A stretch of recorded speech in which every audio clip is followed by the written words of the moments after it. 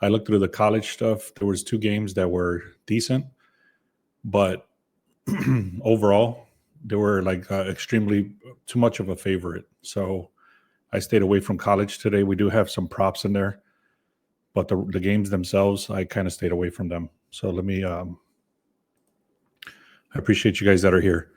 So I'm going to give you guys a quick breakdown of what happened yesterday. It was a 7-1 massive day.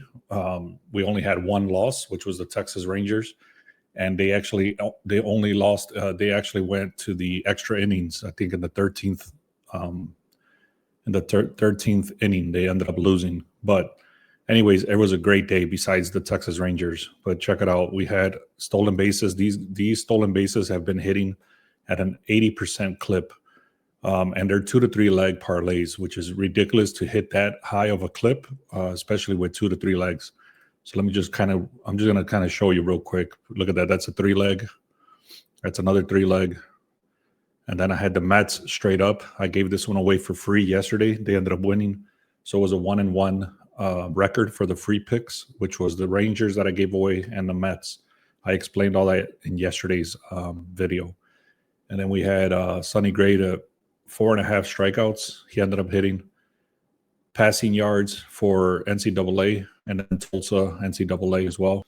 So you can see right here, I threw these out this morning. There's 10 plays right here. There's one right here for baseball, another one which I'm going to share. I'm going to share both of these 2 first ones. And then I had 4 batter props and then 3 under stolen bases. These are all inside the VIP. If you want to check that out, go to the link in the description and click on VIP. We're also throwing out a bunch of plays inside of Discord.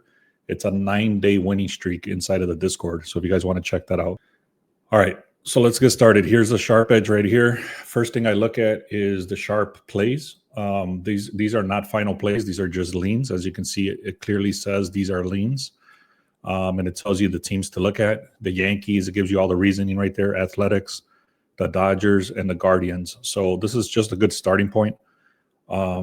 From where we're looking at. So I'm going to share 2 plays with you. The first one is going to be, I'm going to look at the Yankees real quick. You can see right here, it says massive pitching advantage. Rondon is 3.11 ERA versus Sugano 4.39. MLB's best offense of almost 6 runs per game. And then they're against the Orioles, which are struggling. The Yankees are 11-1 in the last 12 games. And they're going against Orioles, which had a bad loss on the road. They're cold. They've been losing 8 out of the last 9 games. So I'm looking at the Yankees very heavily today. The only thing I don't like is that it went to 196 and it went to 190. So it actually dropped. All right. So anyways, we dropped over. The Yankees dropped from 196 to a 190. So they're still heavily favored, but it did drop in the favor of Orioles.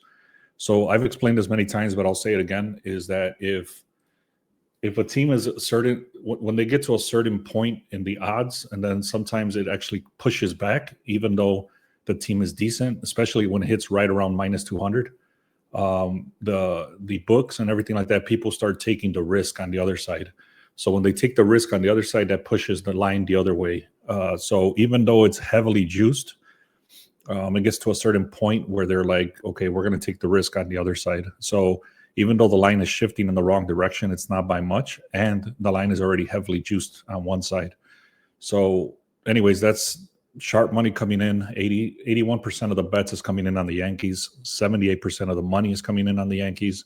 I already explained the pitching stuff right here. It's a mismatch for Rondon versus Sugano. And then you got the bullpen is a little bit better, not crazy. And then just look at these numbers, 247 versus 216. Like I mentioned, almost 6 runs versus 3 runs. OPS is, I think they're top 5 or top 10 versus the bottom 5 right here. So it's a big mismatch on the OPS. And what that means is that the on-base percentage is that the Yankees are getting on base way more than the Orioles. If you guys like this sort of information, make sure you subscribe, guys. Check out the link in the description. It says free picks, and that way you can get the free picks when we throw them out. All right. Now, pitching, you can see it's better, 2.91 ERA versus 3.29. So the ERA is better. And you also got the projections here overall. You can just see the green right here. You can look at every single one of these details if you want. I don't normally look at every single detail. I just look at the green and the red over here. So it's a lot of green on this side. 62% chance that the Yankees will win this game. And that takes everything into consideration. Just like I said, the sharp edge consensus, 62%.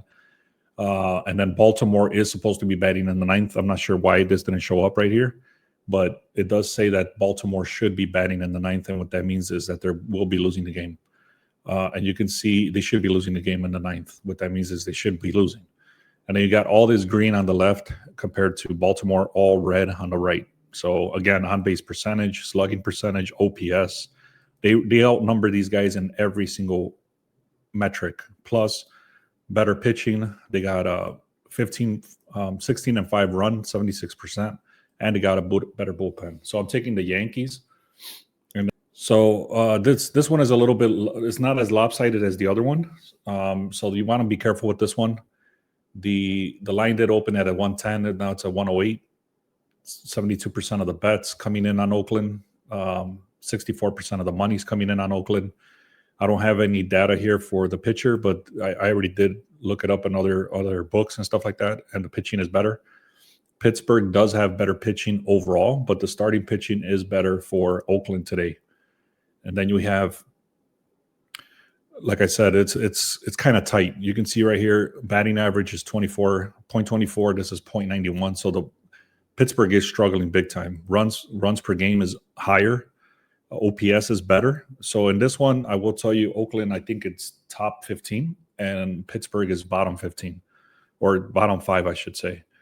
So ERA, the pitching is better for Pittsburgh. So it's a little bit of a lopsided game. Not a lopsided game. It's going to be a very tight game. That's why the odds are where they're at. So be careful with this one. I am taking Oakland. I am taking it at a full unit. They should be winning this game, but it's a little bit of a risk. So I'm high risk tolerant, and I've been winning. So I'm going to take the risk on this one. I do feel that Oakland, with the better batting and the better starting pitching. Now that I think about it, I should have went with the first 5 innings instead of the money line. But it is what it is. I'm leaving it at the money line. If you haven't done it, if you're just looking at this, you might want to look at the first 5 innings instead of the full game. But anyways, I'm taking Oakland. I'm taking the Yankees. One major thing, some people don't know what this is, but they don't pay attention, or they just don't know. But basically, you want to look at all your books, log into every one of your books. If you have just one book, it's easy. But let's just say you had $1,000 in there, or whatever it was, and then you do a 3% of that is aggressive, 2% is somewhat normal, and then 1% is low. So what you want to do is you want to grab your total bankroll, whatever you have in the books, across all your books, and then I'm doing 3% because I'm aggressive. So that way, if I ever have a huge losing day, let's just say I lost every single one of my bets, I would only lose, like, let's say 5 units or 10 units or whatever it is. I'm not going to lose my entire bankroll ever on one day, because I'm not placing random ass bets. I'm placing it very specifically on my unit size. So because my bankroll has been going up and up and up, now I had to raise my unit size, because now across all my books, I have more money in there. So now it's worth pursuing a higher unit size. And I do my best. When I first started doing this, I've been doing this for, me and my business partner combined have been doing this for almost 9 years now. But I've been doing this full time for almost 4 years going on. This is my 4th season in football. So I will tell you that ever since I started doing this content, I said, I'm not going to bullshit you guys. If I'm going to lose, if I'm losing, I'm going to tell you I'm losing. If I'm winning, I'm going to tell you I'm winning. I don't bullshit you. I show you all my receipts every day.